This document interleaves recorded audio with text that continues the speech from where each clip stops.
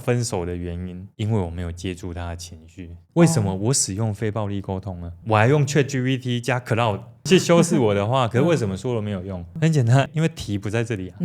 当我说出了那一句没关系，我可以为他而改，完了。我为了他，我爱他，所以我做了这件事，这样不对吗？那一个我会为他而改，他到底改的是哪一个阶段的事情？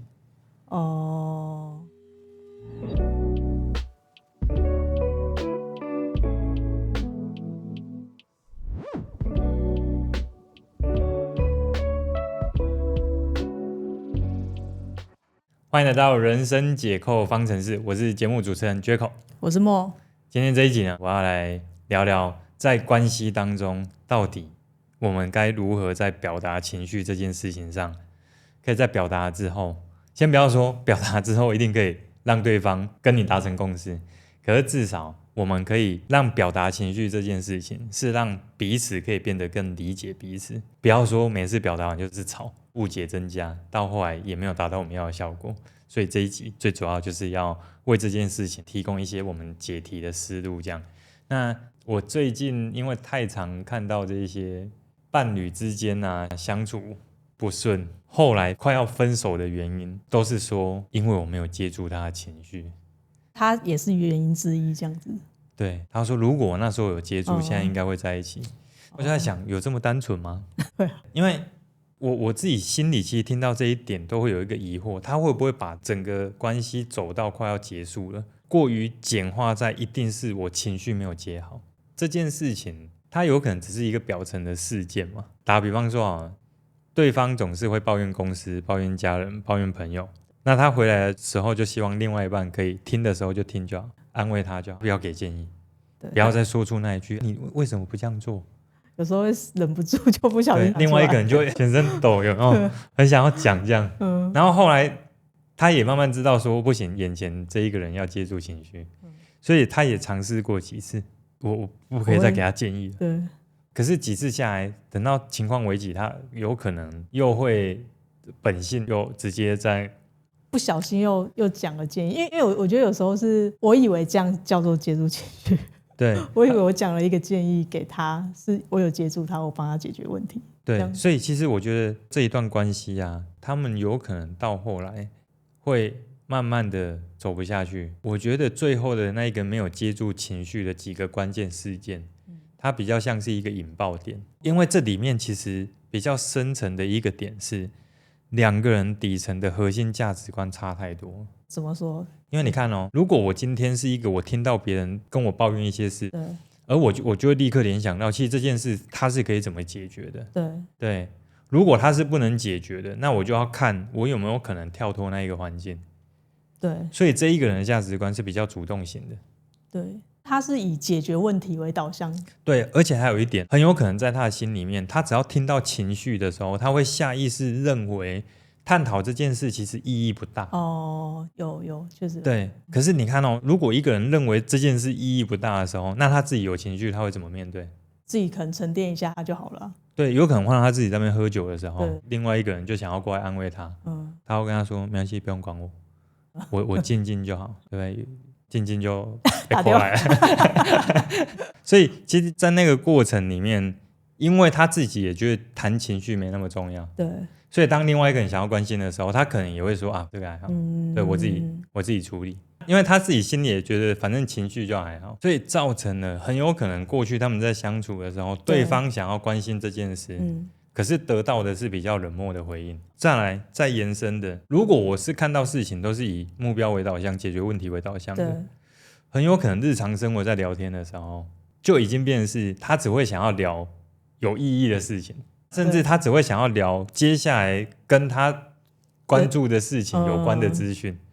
对，因为我以前就会是以想要聊人生目标有关的方向一直聊，庆祝生日也是聊这一个。对，我其实可以理解，因为我自己跟朋友聊天也会是这样，所以我觉得那一个他虽然说我们最后引爆点的事件是情绪没有接好，对，但是实际上情绪会那么高涨，我觉得是前面因为这些种种的价值观不同，因为他们已经是基础的这一个看待事情的角度、因应的习惯都不一样了，而在过程累积了非常多次的什么，我想要关心你，可是这一个情感被阻挡住了。接下来我希望你的关心跟支持的时候，你又给我强力的炮轰，而且还有另外一个，也是我那时候观察到某一个就是 case， 我观察到他的情况是说，就遇到事情想解决的那一个人，有没有？这一个人内心他其实对于人的看法是有一个是能力的衡量，能力的衡量就是说，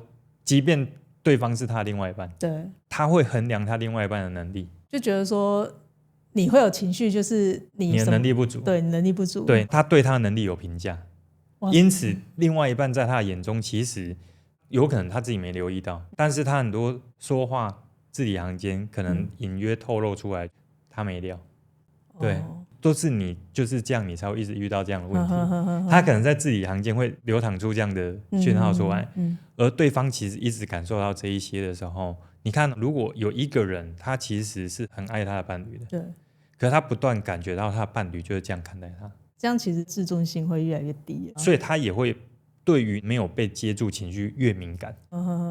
对，因为我就很需要这一个，对，你又继续不给，好像我连说都不能说这样子，对，说了就是错。对，好，所以我觉得听到这边，我们还是先谈。我并不是说一定要接住情绪或干嘛，因为我们聊到这里更像是我们尝试拆解一个伴侣的情况，它无法代表所有人的情况。对，因为有些时候，当然最舒服，我觉得两个人都不需要别人接情绪，也不用情感交流，在一起干嘛？回去的时候聊聊，有事没关系啊，你处理 OK， 你处理啊，这个我来这样。啊，出去约会开开心心。也有这种啊，有对啊，很洒脱啊，对啊，所以是每一对都各有各的那个情况嘛，对，所以我觉得谈回来这一点，刚刚真正在探讨的事情是，如果没有接住情绪，它只是表层，真正底层的是这一些人看待情绪、看待事件有那么多的价值观的不同，以及也因为这些思考延伸出来的，在相处过程情感被阻断，有人的感受受伤，所以到后来就越来越需要情绪被接住。所以为什么到最后要说分手了，就是那一次我觉得你没有接住我的情绪，那算了，等于是用一句话总结这一段关系啊。所以被谈分手的那一个人，他会觉得，可是这次其实没有什么，对，没有之前很多次了，对，所以其实这一集呢，比较像是我们替一直在忍受这件事情的朋友发声。可是所谓的发声，我不是说他的立场就完全对，都没有任何不需要调整的地方，不是，比较像是如果今天我们留意到伴侣他的这一个惯性，他的思考，其实他更看重的是感受上的一个交流，那我们就要意识到说，假设你是一个不重视情绪的人，你要不要就挑不重视情绪的？对，这是一个方法，对不对？对啊，另外一个是，那你挑到一个重视感受的，那也请你思考看看，能不能该给还是要给？对，就是、因为他一辈子也给你了。的协调怎么去完成？对，只是怎么给而已，对不对？但是我们这里要聊的第二个点是这样，有的人会说，没有，我有接，我接的很认真。怎么接的？他告诉我，他公司那边公司怎么样，老板怎么样？他第一句话他就问说，是哦啊，老板怎么会这样？对啊。对啊，这样算是有在关心他吧，很好啊，对啊，老板怎么了？但是当他这样关心完之后，对方会觉得你没有问更多，他继续讲，我要再继续问下去。对，但是我就没有后续，我就这样因为我心里就觉得，这个好像没什么好讲的，所以我就我在听，或者是我已经听太多次了，对，我听很多次了，然后我不知道我该怎么再继续问你了。对啊，因为我如果继续说那真的感觉很差真的感觉很差，就是到最后有一点不真诚。对，或者换成我是你，其实可能也会这样，可是这句话他就不是这样的人，而且可能讲过太多次了。而且其实我觉得有一点呢，为什么我刚刚会突然灵机一闪去讲出那一句话，就是说，如果我本身没有那么看重情绪，其实挑一个对这件事也没那么看重的伴侣，有可能对我们来讲是相对轻松，未必是好玩，可是相对轻松。最大原因是因为两个人看待这些事情的角度类似，对不对？可是为什么是这样？因为不好改，而且还有一点，当有一天如果我是那一个因为过去没有接别人情绪，所以对方提出要分手，可是实际上并不是没有接住情绪的那个事件该怎么接，而是我们刚刚分析的可能的那些情况。可是当我说出了那一句说没关系，我可以为他而改，完了。为什么？他改不是好事吗？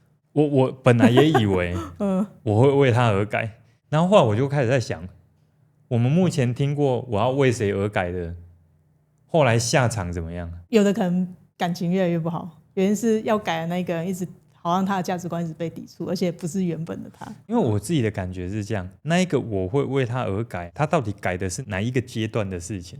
他改的是我不看重情绪，但是你以后有情绪的时候，我行为上让你觉得我看重。他如果改的是这一段，那危险。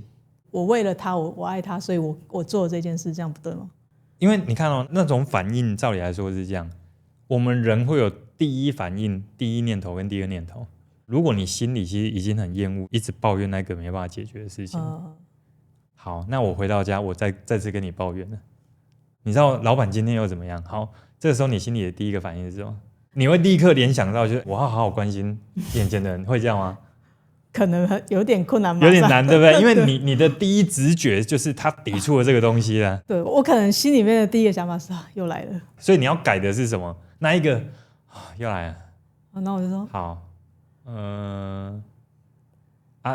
还好，对，就那种感觉。那一个过程已经变不自然，可是那一个不自然，其实它也会出现一种情况，对方的心理的解读是，其实我看你这样很用心，为了我改变，对不对？对，我其实很感动，算了，你不用改了，对我改那个老板就好了。对，我把老板换掉就好，你不要再那么辛苦。那这个当然就是一个好来好去的情况。对。可是也有另外一种情况是这样，我看你改成这样，对不对？很不真心。那我也不希望你过得那么不自然，也是心疼啊。我已经意识到，算了，真的不合，有没有可能？有可能。还有一种是这样，我看到你在改，可是我直觉感觉到的是，你讲的不是你内心所想的。所以这一些其实都是我刚刚说，我刚想到说我为他而改，对不对？我心里第一直觉就是在想的是，你要改哪一个阶段？不要想法没改，你要改反应、改行为。那这个就要看这一个人是不是很会演。对，如果他演戏功夫超强，他可以完全演成另外一个，那我也佩服他。也是。对，那另外一种当然我会为了他而改，是我会为了他去思考看看有没有可能以后遇到这样的事情，我们来探讨说，就是我们彼此对于这些事情的想法。比方说，不然这样好不好？我真的没办法，对于这个可以解决的事情，我不提出我的这个解法。那有没有可能变成是以后如果遇到这样的情况，一种是我就尽量只跟你聊，就是你遇到的事情。如果我忍不住又问你解法的时候，你跟我说我现在不想要解法，好，我就立刻打住。对，但是第二个是，你能不能也让我在你觉得状态比较好的时候，我们也真的讨论刚刚事情怎么解。因为不可能一辈子都是这样。所以我觉得所谓的改，应该比较像是说我可以改变看待这件事情。后续一连串的反应，甚至我们来探讨这一点。那我觉得这一个改，它会比较符合自然内心的反应跟思考路径。对，也比较甘愿。对，也比较甘愿一点，不然那个改到后来，会消磨呢。对啊。再往下，假设我们今天是我其实就是没有要指责他，我就是想要好好的让他看重我的情绪而已。可是为什么他现在不看重？为什么这么难？到底是我说法的问题，还是他其实不看重情绪？因为我们刚谈的那一个议题是其中一个看重情绪，另外一个不看重。对。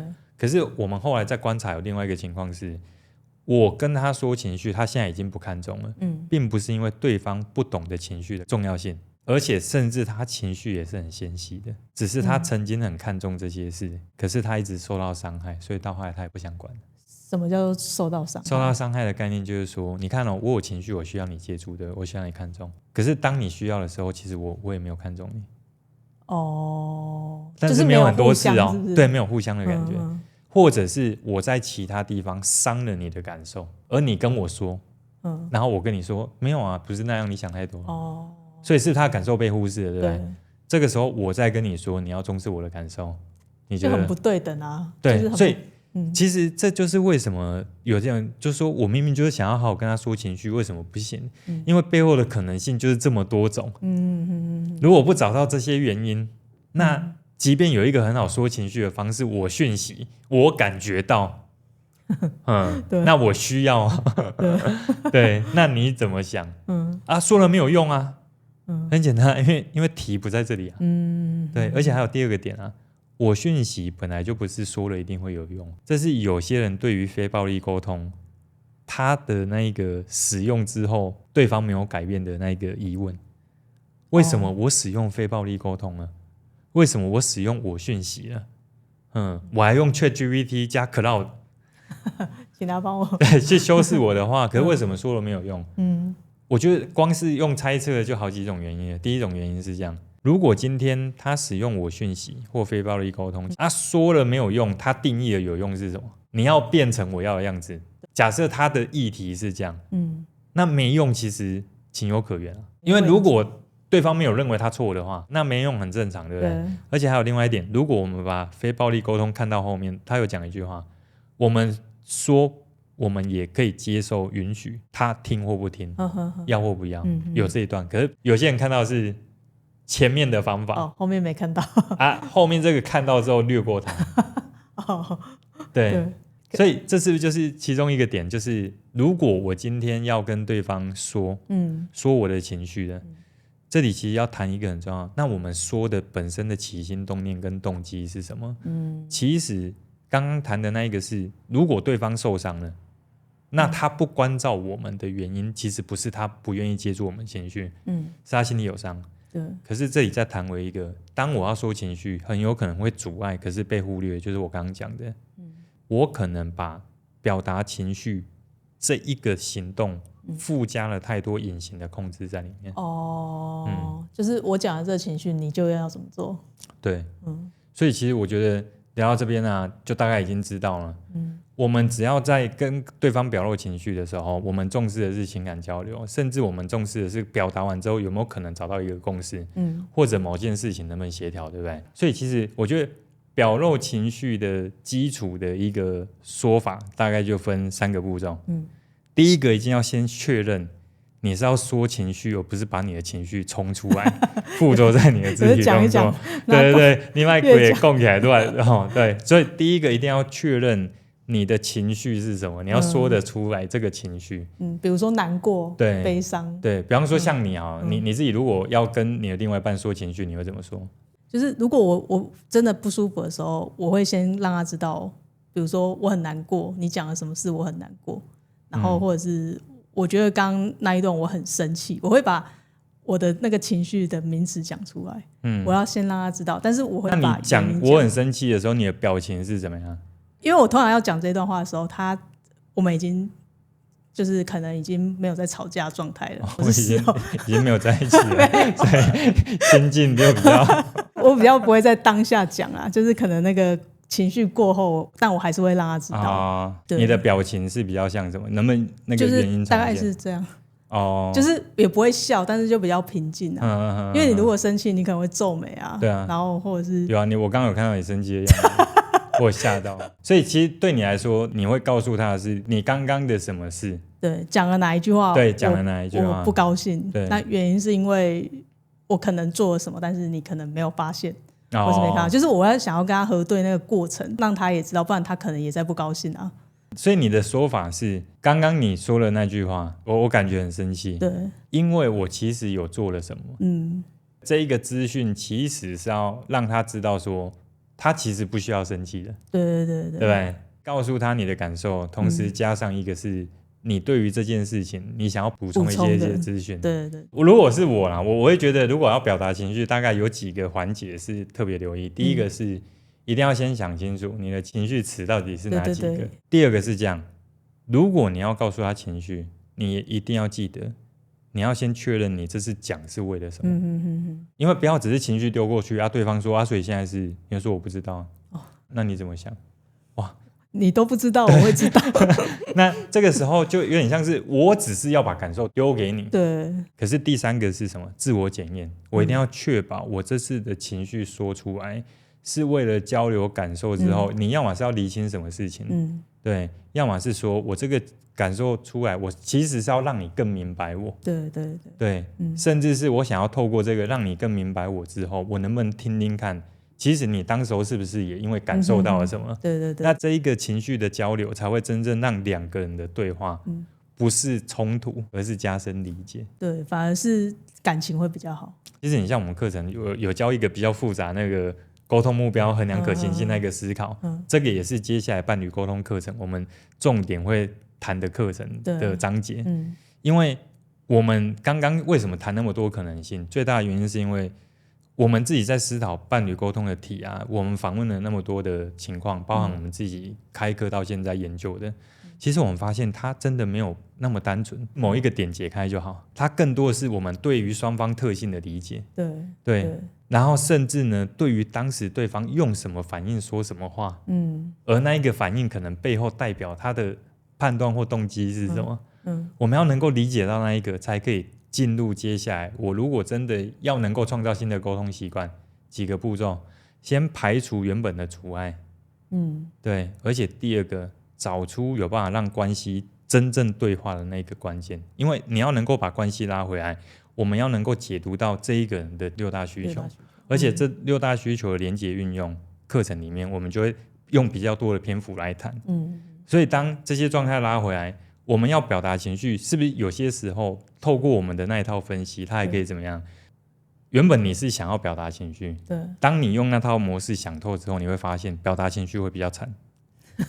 对，可能用另外一个方式比较好达到我们原本希望预期的那一个沟通结果。对，那这个比较像是我们可以透过不一样的沟通思路去变通。因为不同的人，其实你怎么判别他适合往情绪的角度切，或者你比较适合往理性的角度先跟他谈，顺序不一样，你都还是可以谈到情绪。对，那这个判别方式其实课程里面也会谈。对，那目前呢，我们现在伴侣沟通的预录课程呢，都已经在制作当中了。所以如果后续你们对于相关这一个课程资讯感兴趣呢，这是我们学院第一次推出的线上预录课程。然后我们会在影片的内文，包含我们的置顶留言，会放这次的这一个课程的问卷。如果你们填写之后，就可以到时候先享有整个课程的这一个早鸟优惠。OK， 好，那这集我们就聊到这边。我是Jaco，什么？我们下期再见，拜拜。拜。